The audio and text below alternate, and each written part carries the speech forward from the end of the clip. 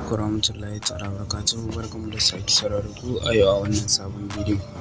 To a bidiyon mu mun zo muku da wani application wanda zai taimaka ma wajen kare kanka daga hacking. To domin ganin wannan application sai ku yi a cikin bidiyon. Da farko dai kamar da kuke gani wannan shine logon ɗin application da kuke gani a nan. Wannan da kuke gani. To da farko idan ka zo ka shiga cikinsa zai buɗe ma da wannan fuskar. Idan kuma ba ka taɓa amfani da shi ba zai baka wata, zai ce ka bashi dama a cikin wayarka. To kamar da kake gani wannan na farko location, wannan kuma camera, wannan kuma voice ɗinka. To dukan wani application da yake ɗaukar muryarka za ka ga zai nuno ma a nan. Kaga da yake ina yin recording ne, kun ga wannan ya fito a nan, wato yana ɗaukan muryata. To dukan wani application da yake ɗaukan muryarka idan yana aiki a wayarka za ka ga wannan abin da kake gani a nan ya fito. To da farko kamar da kake gani idan ka zo wajen location, kun ga a location babu wani abu da na yi amfani da shi wanda ya ga location ɗina. Ko da wani application ne wanda yake amfani da location ka yi aiki za ka ga ya fito ma a nan. Sai kuma a nan wajen kanka idan wani ya ɗauki hotonka za ka ga hoton shi a nan. Kamar da kake gani a nan za ka ga hoton logon ɗin application da ya ɗauki foto na camera. To kamar da kuke gani sai kuma nan wanda yake amfani da, kun ga wannan application wanda nake amfani da shi, kun ga shine ya fito a nan. Sun ce min yana ɗaukar muryata. Sai kuma wannan translation ɗin nan. Sai kuma wannan WhatsApp. Dukansu suna amfani da murya ne. To ta haka ne za ka gane idan akwai wani application wanda yake ɗaukar bayananka kamar da kuke gani dai.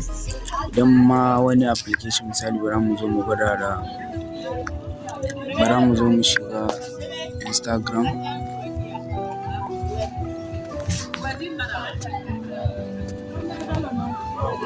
To kun ga wurin camera ɗinsa, kun ga wurin wannan camera ɗin. Kamar da kuke gani kun ga ya nuno min ana ɗaukar voice kuma ana ɗaukar camera a waya. To ta haka ne za ka gane dukan wani abu da yake amfani da bayananka. Idan kuma location ne za ka ga alamar location a can. To wannan shine ƙarshen wannan shirin, sai mun sake saurara da ku a wani shirin na gaba. Muna roƙon ku da kar ku manta ku danna mana alamar subscribe da alamar ƙararrawa ta yadda za a rika sanar da ku da zarar mun ɗaura sabon bidiyo. To hanyar da za ku ɗauko wannan application ɗin ita ce kamar haka. Idan ka shigo a YouTube misali,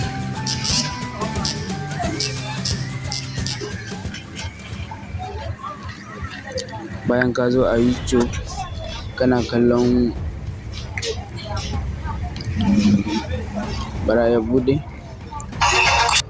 Ok, kana kallon bidiyon mu za ka zo ka danna nan, za ka ga inda aka ce ma ga link ɗin nan, sai ka danna shi domin yin download ɗinsa. Kamar da kake gani bayan ka danna, bayan ka danna kan link ɗin za ka ga zai buɗo ma da wannan gurin. Kamar da za ka ga ƙarin bayani a kansa za ka karanta. Kamar da kuke gani za ka karanta shi. Sai ku ga a nan inda aka ce danna nan, kamar da kuke gani a nan, sai ka zo ka danna a kansa. To bayan ka danna nan take zai kaka a Google Play Store, sai ka yi download ɗinsa. To wannan shine ƙarshen wannan shirin, sai mun sake saurara da ku a shirin na gaba. Mun gode. Ku shiga YouTube ku search Sadiq Hadashimu TV, sai ku danna alamar subscribe da alamar ƙararrawa ta yadda za a rika sanar da ku da zarar mun ɗora sabon bidiyo.